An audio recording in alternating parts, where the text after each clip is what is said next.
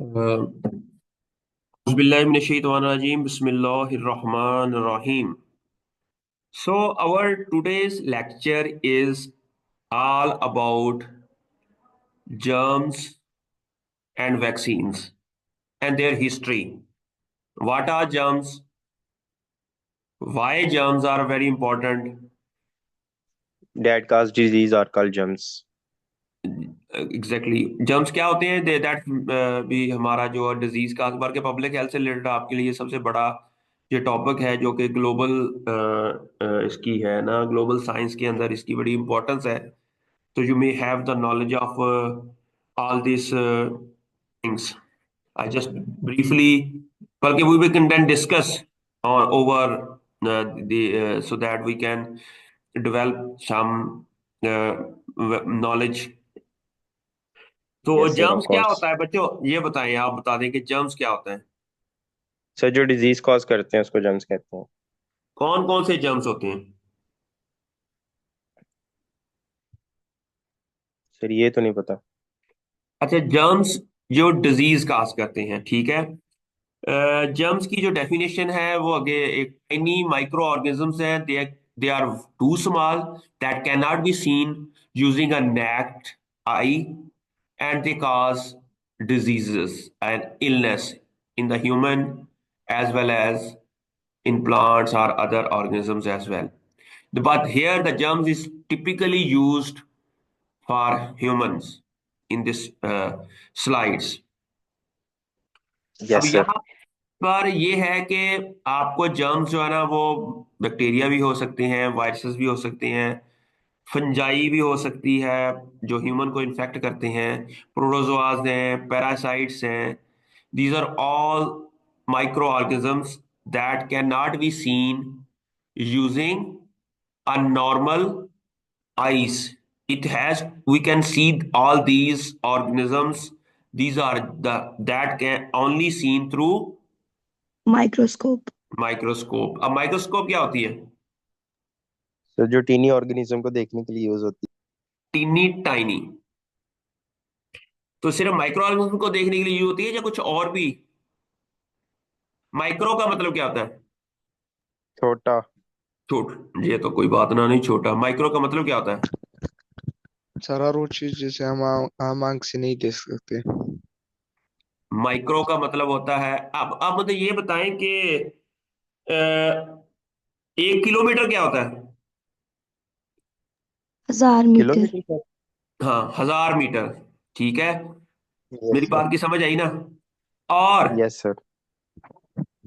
1000 metre. Metre. ठीक है, अगर किसी का 1000 मीटर साइज हो उसे हम कहते हैं किलोमीटर। ठीक है, यस सर। अगर 100 सेंटीमीटर हो तो उसे हम कहते हैं 1 metre. Yes sir, of course. अगर अच्छा, 1 मीटर के अंदर 100 सेंटीमीटर होते हैं, ठीक है। अच्छा, जी सर। 1 किलोमीटर के अंदर 1000 मीटर होते हैं। जी ठीक हो सर। गया। अब 1000 सेंटीमीटर यस सर। किसके बराबर होता 100 मीटर। है? 100 मीटर। नहीं नहीं सर। 10 मीटर, 10। 10 मीटर। 10 के बराबर दोबारा, होता है sir. 1000 centimetre is equal to 10 metre. ठीक है, यस 10 मीटर सर। होगा ना? अच्छा, इसी यस तरह सर, ऑफ ही कोर्स। एक जो सेंटीमीटर होता है ना, एक जो सेंटीमीटर होता है उसके यस अंदर सर। कितने 10 मिली। मिलीमीटर होते हैं? 10। अच्छा, 10 मिलीमीटर होते हैं 1 सेंटीमीटर के अंदर ना। अच्छा, यस सर। 1000 अच्छा, माइक्रोमीटर इज इक्वल टू 10⁻⁻⁶। क्या कह रहे हैं? माइक्रोमीटर इज इक्वल टू 10⁻⁻⁶मीटर। Exactly, you are right. कि जो 1 मिलीमीटर होता है, मिलीमीटर के अंदर 1000 माइक्रोमीटर होते हैं। मिलीमीटर जो होता है और उसके बाद भी 10⁻⁻⁶ metre is equal to sir micrometre. हमें लगा कि सर हमें लगा आप ऑर्गेनिजम्स का पूछ रहे हैं कि माइक्रो ऑर्गेनिजम्स क्या होते हैं। मैंने हमें लगा माइक्रो उनका पूछ। माइक्रो माइक्रोबायोलॉजी का, मैंने माइक्रोस्कोप का बताया था। What is micro? माइक्रो का मतलब ये पर होता है, नहीं ये एक्चुअली यही बताने, ये एक्चुअली इससे रिलेटेड इसलिए है ताकि आपको समझ आए, रट्टा ना लगाएं। आप लोग रट्टा लगाया हुआ था ना, अब आपको समझ के पढ़ाना है कि जो माइक्रो होते हैं ना, माइक्रो का मतलब होता है 10⁻⁻⁶ मीटर। Yes sir.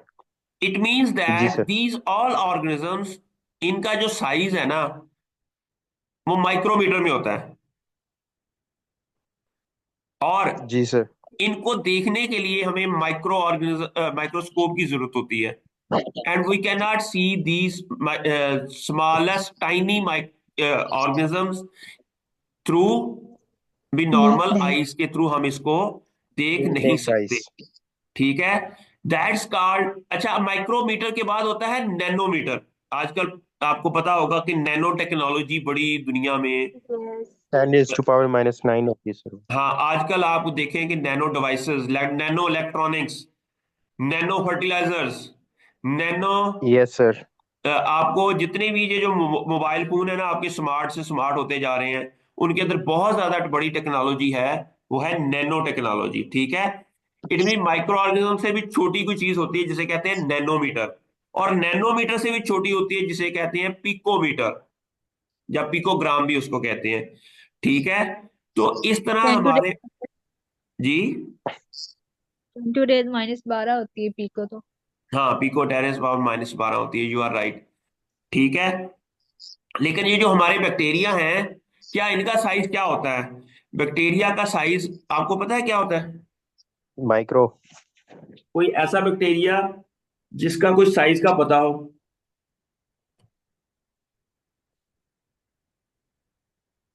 जी बच्चों बताओ। जो स्मॉलेस्ट नोन बैक्टीरिया है ना, जिसको हम कहते हैं माइकोप्लाज्मास, ये 0.1 से लेकर 1 माइक्रोमीटर इन साइज होता है। कितना? 0.1 से लेकर। 1 माइक्रोमीटर। इस तरह यस इकोलाई सर। होता है, इकोलाई। इकोलाई जो है, जो कि ह्यूमन की वो सबसे बड़ा है।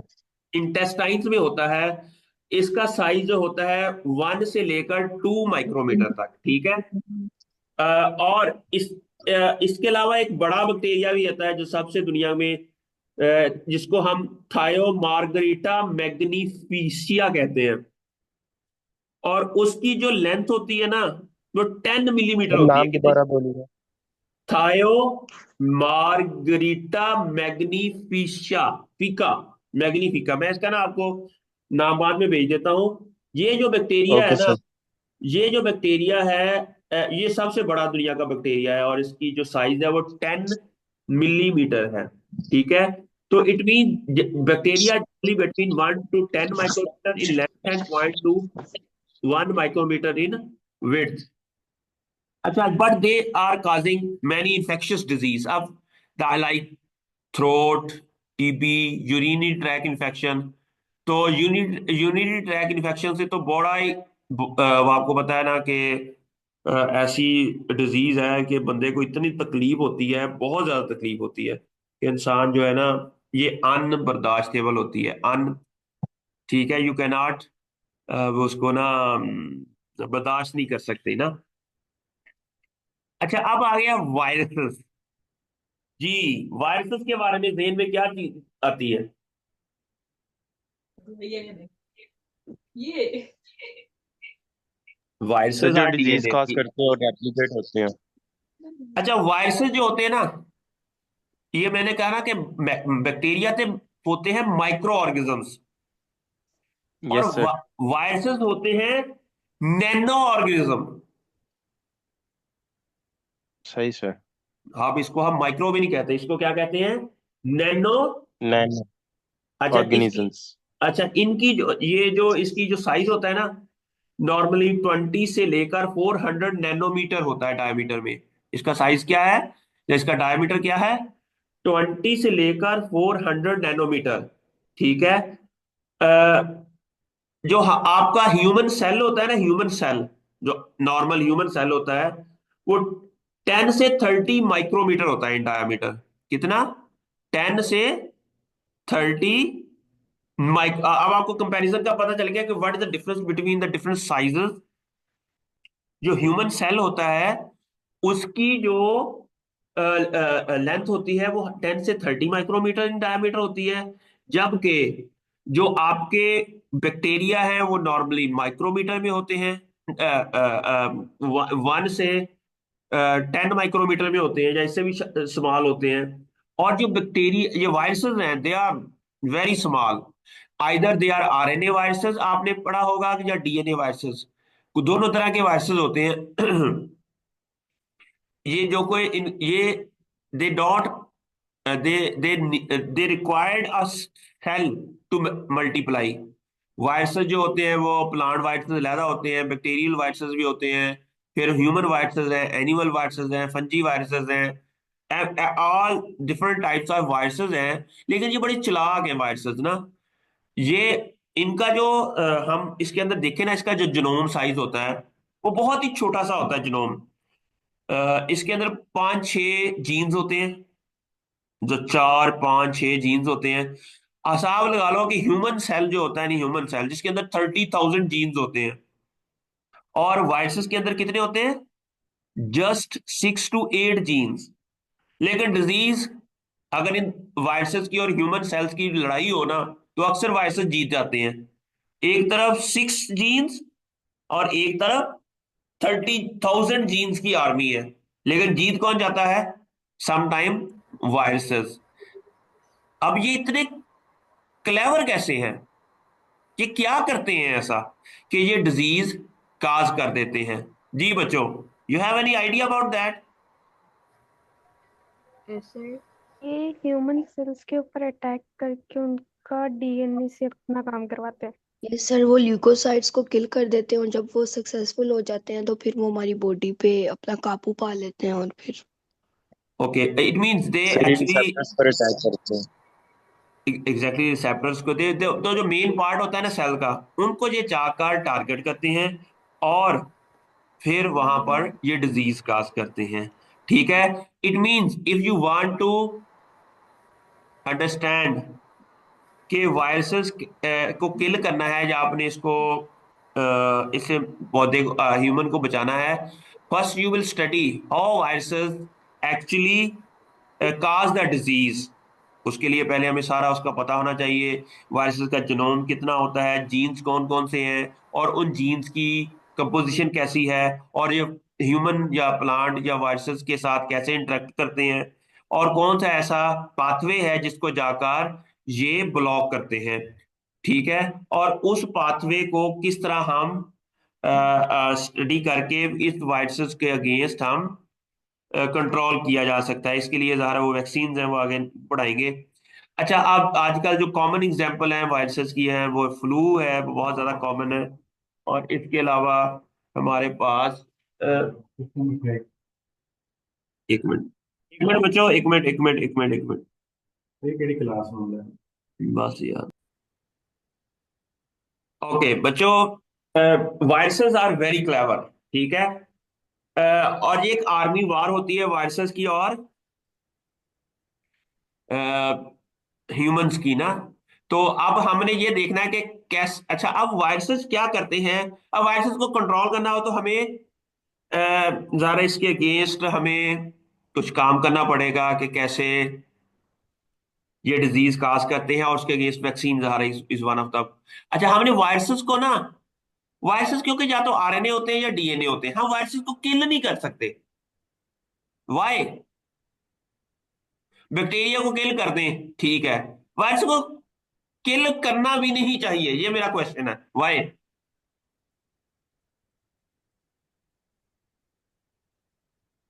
बच्चों,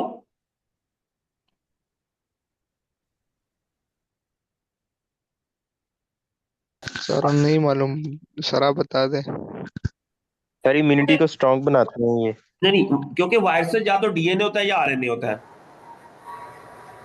तो सर जी, इसके अंदर वेरिएशन जो है वो बहुत मतलब तो इसीलिए अगर हम किल भी कर दें तो अपने अंदर वेरिएशंस लाते हैं जिसकी वजह से वो रेजिस्टेंट हो जाता है जो चीज़ हम यूज़ कर रहे हैं ना उसके खिलाफ। एग्जैक्टली इससे क्या होता है कि एक तो इसके अंदर जो जेनेटिक मटेरियल होता है, अगर हम उसको किल करेंगे तो दोबारा से रिकम्बाइन होकर ना एक नई स्ट्रेन भी बन सकती है जो कि ज्यादा डेडली हो सकती है। सही है। इसका डीएनए होता है, आरएनए होता है। आरएनए या डीएनए को रिग्रेड करेंगे तो क्या होगा? कुछ भी नहीं होगा, बल्कि वो आरएनए तो डीएनए तो मरता ही नहीं है कभी। ठीक है। Yes sir. There is a possibility कि वो आपस में रिकम्बाइन होके और वो एक नया, नॉर्मली जो आपको पता है ना, वायरसेस तो नॉन लिविंग फॉर्म में भी जिंदा रहता है। Yes sir. तो इसलिए इसका हल ये है कि होस्ट फैक्टर्स को, जो ह्यूमन होस्ट फैक्टर्स है ना, उनको मजबूत बनाया जाए, ना कि वायरसेस को किल किया जाए। वायरसेस को किल करने के बजाय होस्ट फैक्टर्स को स्टडी किया जाए कि कैसे हम वायरसेस से बच सकते हैं। ठीक है। अच्छा, आगे आगे फंजाई, क्या फंजाई भी ह्यूमन अटैक करती है? Yes sir. कौन कौन सी डिजीज काज करती है फंजाई? जो एथलीट फूड वगैरह होती है, तो ये इसी में आ जाते हैं सर फंजाई में। इस तरह की डिफरेंट डिजीजेस हैं जो कि रिंग वर्म्स हैं, और एंथेलाइटिस फीड्स। इसके अलावा कुछ यीस्ट भी और मशरूम बड़ी होती हैं जो डेडलेस होती हैं, और दे आल्सो काजिंग डिजीज। अच्छा, और उसके अलावा है protozoas. Protozoa single cell organisms होते हैं, मल्टी सेल यूकेरियोटिक सेल्स होते हैं। They cause diseases like malaria and another diseases. ठीक है। और इसके अलावा आते हैं पैरासाइट्स। पैरासाइट्स क्या होते हैं? जो कि दैट हाँ, live on or inside and other organisms that can cause illness like lice or tapeworms. Okay, it like means we studied here about what are germs, what are their sizes, why they are very small, because they are smart. Because they are smart. That's why they are small. And मतलब अब smart ऐसे, जिस तरह मैंने कहा ना कि इनको जो स्मॉलर साइज है ना, वो इनके लिए बेनिफिट है कि ये तो ये इजहार इन्होंने सेल के अंदर मूव करना होता है, सेल टू सेल मूव करना होता है। जो सेल टू सेल मूव करने के लिए आपको पता है कि जो साइज, ये दो सेल्स के दरमियान में कनेक्ट कैसे होते हैं, मुझे ये बताओ। सर उसके न्यूक्लियस के थ्रू। प्लाज्मोडेस्मेटा होता है। सेल मेम्ब्रेन के दरमियान में क्या होता है? प्लाज्मो, प्लाज्मोडेस्माटा। प्लाज्मोडेस्माटा। और उनका साइज भी माइक्रोमीटर में होता है। अगर वायरसेस ने एक जगह से या दूसरी जगह जाना हो ना, तो उसको मूव करने के लिए उस जगह से जाना पड़ता है। That's why I called him smart. ठीक है। और जब ये एक जगह से दूसरी जगह जाना है, तो ये अपने सम टाइम जो ये जो वायरसेस या बैक्टीरिया है ना, अगर इनका साइज बड़ा भी हो ना, तो ये अपने आप को और स्मार्ट कर लेते हैं। अब ये कैसे करते होंगे?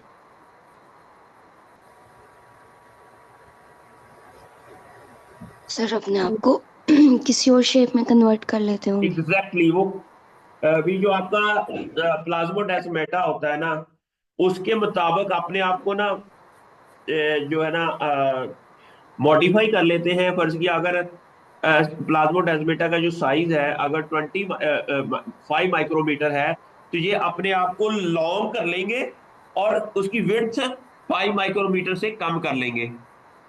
समझ आ गई? Yes yes sir. सर। ताकि they can easily pass.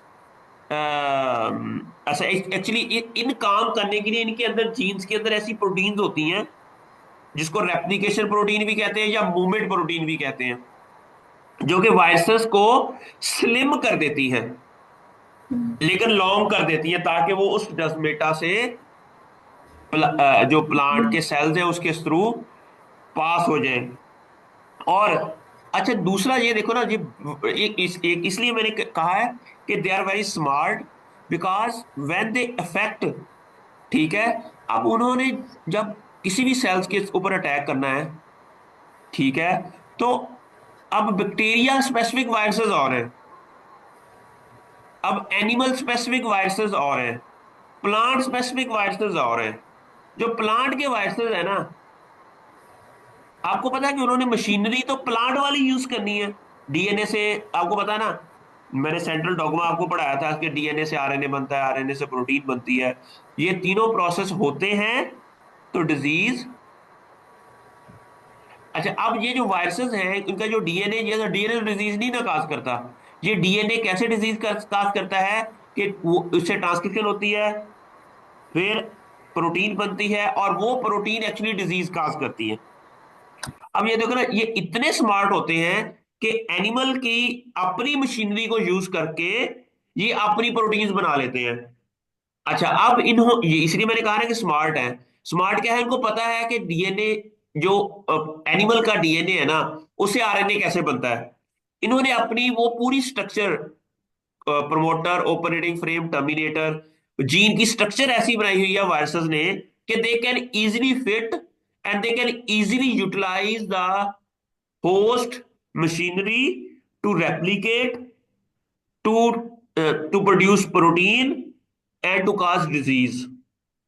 Even viruses के अंदर इतने इन्होंने कैपेबल्स होते हैं कि दे कैन इवन पूरा मुकाबला करते हैं होस्ट की रेजिस्टेंट मशीनरी का। That's why I called them a smart. Smart, समझ आ गई? जी सर। यस तो ये जो डिफरेंट वायरसेस हैं, ये बैक्टीरियल हैं, they are very smart guys and even smarter than human because they are very small, they have less genes but they cause they affect a lot of multiple organisms और causing disease in that। ठीक है। अब एक और question ये है कि क्या वायरसेस जो है बैक्टीरिया के, या जो ह्यूमन वायरसेस हैं, they can infect plants? Yes, sir. Sir कुछ बहुत स्पेसिफिक भी होते हैं और कुछ जो होते हैं वो सब कुछ काज कर जाते हैं एक तरह से, जिनमें यू आर जिनके रॉन्ग, रिसेप्टर्स नहीं होते यू आर रॉन्ग। वो सर। जो एनिमल वायरसेस है ना, they can not infect sir वो नहीं करते इफेक्ट। जो प्लांट वायरसेस हैं they can not infect humans, and human viruses can not infect और cause disease in plants। Yes ठीक है। तो बिकॉज दे हैव उसके अंदर जो होस्ट मशीनरी है ना, जीन्स वाली, वो उन्होंने बहुत ही एनिमल स्पेसिफिक रखी हुई है। क्या रखी हुई है? ठीक है। तो इस तरह प्लांट वाले जो वायरसेस हैं उन्होंने अपनी जो रेप्लिकेशन है, ट्रांसक्रिप्शन है, जिससे उन्होंने प्रोटीन बनानी है, वो प्लांट स्पेसिफिक उन्होंने जीन्स को मॉडिफाई किया हुआ है।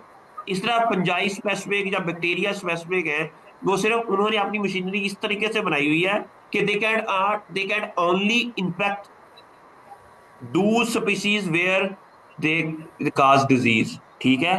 तो जर्म जो स्प्रेड होती हैं वो टचिंग से, कंटेमिनेटेड सरफेस से, एयर से, कफ से, स्नीजिंग से। ठीक है। लेकिन और इसके अलावा कंटेमिनेटेड फूड से, हमें इन सारी चीजों को भी स्टडी करना पड़ेगा। ठीक है। जी sir. Why not? All germs are harmful because many are can lead to sickness, which is why that's important to practice good hygiene. Next question ये है कि how to control these viruses? So we need our bacteria, we need our vaccines. Vaccines क्या होती है?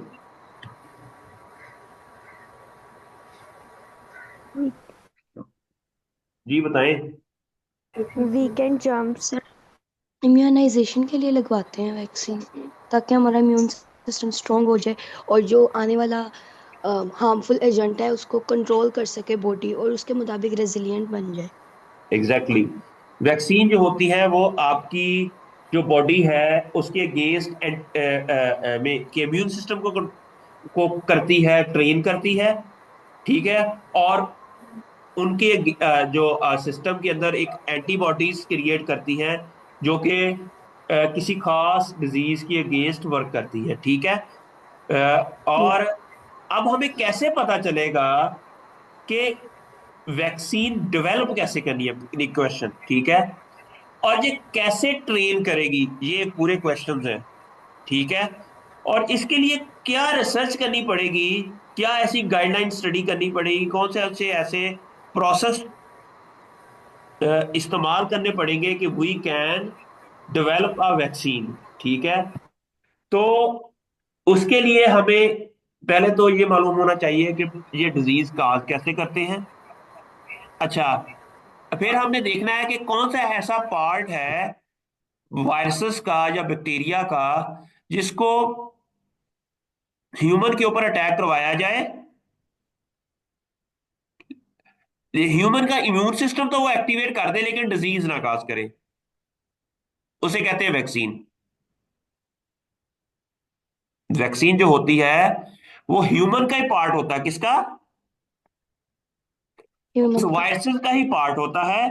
Viruses का वो part जो कि ह्यूमन के अंदर जाकर डिजीज काज ना करे, लेकिन उसका जो इम्यून सिस्टम है उसको वो ट्रिगर कर दे और फाइट करे without causing a disease itself. तो उसको हम क्या कहते हैं? वैक्सीन्स।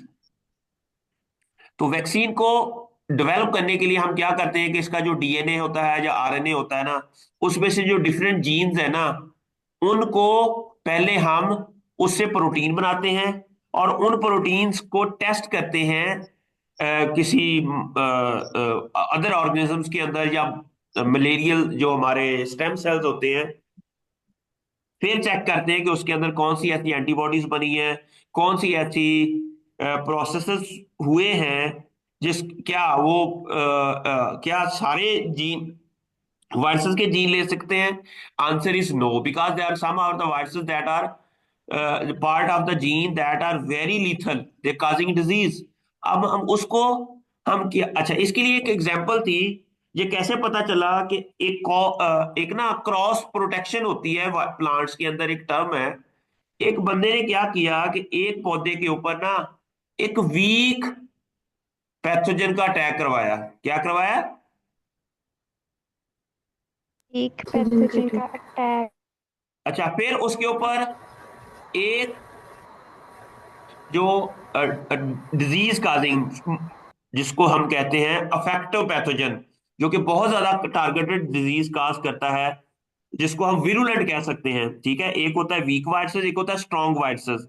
जो स्ट्रॉन्ग वायरसेस उसके ऊपर जब अटैक कराया ना, तो उसके अंदर डिजीज पैदा नहीं हुई, जब कम डिजीज पैदा हुई। इसी तरह ही उन्होंने जब स्ट्रॉन्ग वायरसेस को डायरेक्ट अटैक करवाया प्लांट्स के ऊपर जिसके ऊपर पहले वीक वायरसेस नहीं अटैक करवाए थे, वो पौधा मर गया। What does it mean? क्या हुआ ऐसा?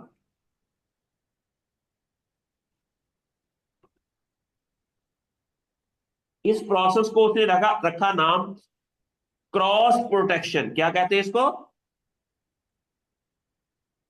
ठीक है, इन भी हम पहले एक माइल्ड वायरस का अटैक करवाते हैं, फिर माइल्ड वायरसेस के बाद जब हमने स्ट्रॉन्ग वायरस का अटैक कराया तो डिजीज नहीं आई। अब हम भी ऐसे ही करते हैं, वैक्सीन के अंदर भी क्या करते हैं, हम क्या करते हैं कि एक माइल्ड पैथोजन, ये जो हमारी वैक्सीन होती है ना, ये भी एक्चुअली पैथोजन का पार्ट ही होता है। माइल्ड पैथोजन को हम ह्यूमन के ऊपर अटैक करवाते हैं और वो हमारी बॉडी के अंदर डिजीज काज नहीं करता। अलबत्ता हमारे इम्यून सिस्टम को ये ट्रेन कर देता है और उनकी एक ऐसी एंटीबॉडीज प्रोड्यूस कर देता है जिससे डिजीज नहीं होती। बाद में फ्यूचर में अगर कोई पैथोजेनिक वायरसेस भी आए, डिजीज नहीं आएगी। समझ आ गई? अच्छा, इसके लिए फ्लू की वैक्सीन है जो कि अच्छा, वैक्सीन डेवलपमेंट क्या है? Vaccine development is a rigorous and multi step procedure designed to ensure that the vaccines are safe, effective, and able to prevent the targeted disease. It normally takes 10 to 15 years to develop a new vaccine, but this process is crucial for protecting public health. ठीक है, तो common vaccine कौन कौन सी हैं? Flu vaccine है, ये आजकल लगानी चाहिए आप अगर किसी को है। फिर मीजल्स है, मम्प्स है, एमएमआर जिसको कहते हैं, जो वायरल डिजीज के डेंगू अगेंस्ट की है। वैक्सीनेशन है सर। मलेरिया की भी वैक्सीन है। मलेरिया, पोलियो की भी वैक्सीन। पोलियो की वैक्सीनेशन है। फिर कोविड के ऊपर वैक्सीन आई थी जो दुनिया में। अच्छा, पहले जितनी भी वायरस, पहले जो वैक्सीनेशन आई ना, वो सारी ना प्रोटीन बेस्ड थी। क्या थी? ओके। प्रोटीन जब बेस्ड। इम्यून सिस्टम को ट्रिगर करना है तो एक्चुअली मैंने कहा ना, डिजीज कौन काज करता है? डीएनए से आरएनए बनता है, आरएनए से प्रोटीन बनती है, वो प्रोटीन एक्चुअली डिजीज काज करती है। अच्छा, अब अगर हम उस प्रोटीन के अंदर ऐसी मॉडिफाई कर दें कि वो हमारा इम्यून सिस्टम को एक्टिवेट कर दे, लेकिन डिजीज ना काज करे, तो दैट्स ग्रेट। ठीक है। अच्छा, अब दुनिया में सारी वैक्सीन जो है वो नॉर्मली प्रोटीन बेस्ड है, लेकिन इस दफा पहली बार कोविड 19 के अंदर एक ऐसा डिजीज भी डेवलप हुई, ऐसी कहते हैं ना, वैक्सीन डेवलप हुई जो कि आरएनए बेस्ड थी। क्या थी? RNA based. आरएनए बेस्ड थी। और ये पहली बार दुनिया में, मैंने पहले भी इस दिन भी बताया था कि जो साइंस है ना, जब वो जरूरत इजाद की माँ है। ठीक है। अगर कोरोना ना आया होता तो ज़ाहिर है ये कोविड 19 की वैक्सीन नहीं डेवलप होनी थी। इसी तरह ही दुनिया में कोई भी काम होता है वो एक खास मकसद के लिए होता है, और उसके लिए एक जरूरत होती है, और उसी जरूरत के थ्रू ही वो काम चलता है। ठीक है। समझ आ रही बच्चों? Yes sir. ठीक है। तो आपको समझ हो गई कि what are pathogens, why are they small in size, because they are very smart, they are very important, and they are जो माइक्रो बायोलॉजी का कंसेप्ट समझ आ गई। What is micro? Micro means 10⁻⁻⁶मीटर। Any organism that has a diameter of like this, they cannot be seen using a simple microscope. And if you want to know how they cause disease, you should study how they affect the cellular machinery. You need to study about that and create a data, and then study all these aspects. Then how, what are vaccines? Vaccine जो क्या होता है कि जो कि अपने आपके immune system को ट्रेन करती है, एंड वो आपकी इम्यून सिस्टम के अंदर जाकर क्या काज ये प्रोड्यूस करती है? एंटीबॉडीज। और these antibodies actually help or train the human cells so that they can fight against these viruses and bacteria. अच्छा, और वैक्सीन डेवलपमेंट के लिए 10 to 15 years चाहिए होते हैं, क्योंकि इसके लिए हमें बहुत सारे टेस्ट करने होते हैं, बहुत सारे ऑर्गेनिज्म्स के अंदर हमने उसको ट्रायल देना होता है, फिर हमने चेक करना होता है कि ऐसी कोई रजत तो नहीं काज कर रहे, क्या ये वाकई इम्यून सिस्टम को ट्रिगर कर रहे हैं, क्या वाकई इससे ऐसी वो बॉडी ट्रेंड हो गई है कि जिससे हम इन वायरसेस के अगेंस्ट कंट्रोल कर सकें। ठीक है। तो ये सारा वो प्रोसीजर है, डिफरेंट जो कॉमन वैक्सीन हैं। लेकिन अब हमें ये पता होना चाहिए कि वैक्सीन डेवलपमेंट से पहले कि जो इसके अंदर फंडामेंटल कंसेप्ट है ना, वो आपको पता होना चाहिए कि जर्म थ्योरी क्या होती है। जी बच्चे बताएं, what is a germ theory?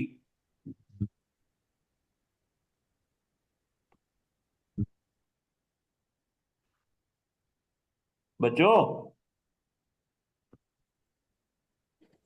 Sir germ theory से मुराद जो डिजीज काज होते हैं वो जर्म से होते हैं, जो माइक्रो ऑर्गेनिज्म होते हैं। सर ये हम्म। थ्योरी तब डेवलप हुई जब डिजीज वो बैक्टीरिया जो है ना वो डिस्कवर हुआ। हम्म। उसका नाम क्या, लुईस पास्चर ने डिस्कवर बैक्टीरिया को डिस्कवर किया। उससे कहा कि ये पैथोजन डिजीज काज करते हैं। इससे पहले मियाज़मा थ्योरी थी जिस जो ये कहती थी कि डिजीज हवा में खराबी की वजह से काज होती है। जब जर्म हाँ, थ्योरी आई उसने कहा कि नहीं, कि जर्म एक माइक्रो ऑर्गेनिज्म की वजह से होती है, वो उनकी वजह से होती है। इसको जर्म थ्योरी कहते हैं। एक्सीलेंट बच्चे। This is what the definition of germ theory is. He has successfully explained that कि मियाज़मा जो पहले था ना, उसको जिसको हम जिसने जो इसने कहा है ना, ये थी एक्चुअली पहले कि ये जो है ना, मियाज़मा को कहा जाता था अनप्लेजेंट स्मेल। ठीक है। या वो उसकी वजह से ये कहते थे कि ये डिजीज आई है अनप्लेजेंट स्मेल की वजह से। एक्चुअली ये डिजीज आती है because of the germs, not because of the bad air. तो इसी तरह साइंटिस्ट ने फिर इसको कनेक्ट करना शुरू कर दिया माइक्रोब्स के साथ, और उन माइक्रोब्स को इन्फेक्शन के साथ कनेक्ट किया। तो ये हमें अब पता होना चाहिए कि what is a germ theory. ठीक है। फिर इसके वैक्सीन की माइलस्टोन के अंदर ये डिफरेंट एक्सपेरिमेंट्स हैं। अच्छा, ये ना फिर मैं आपको नेक्स्ट, अभी जो हमारा 1 मिनट रह गया टाइम, ठीक है, मैं फिर नेक्स्ट आपको ये बाकी जो अगले है ना इसकी जो चीजें हैं वो आप लोगों को पढ़ाऊंगा, ठीक है। Consider how vaccine created disease like small pox and significantly reduce other. अच्छा सीआर, वो मुझे ना आप अटेंडेंस दे देना, लगा देना, ठीक है। सर अब क्या टॉपिक क्या था? का सर अभी हमने कंप्लीट नहीं किया ना ये टॉपिक, हमने हाँ, अभी आधा। आधा किया है तो मैं फिर नेक्स्ट क्लास में आके पढ़ा दूंगा।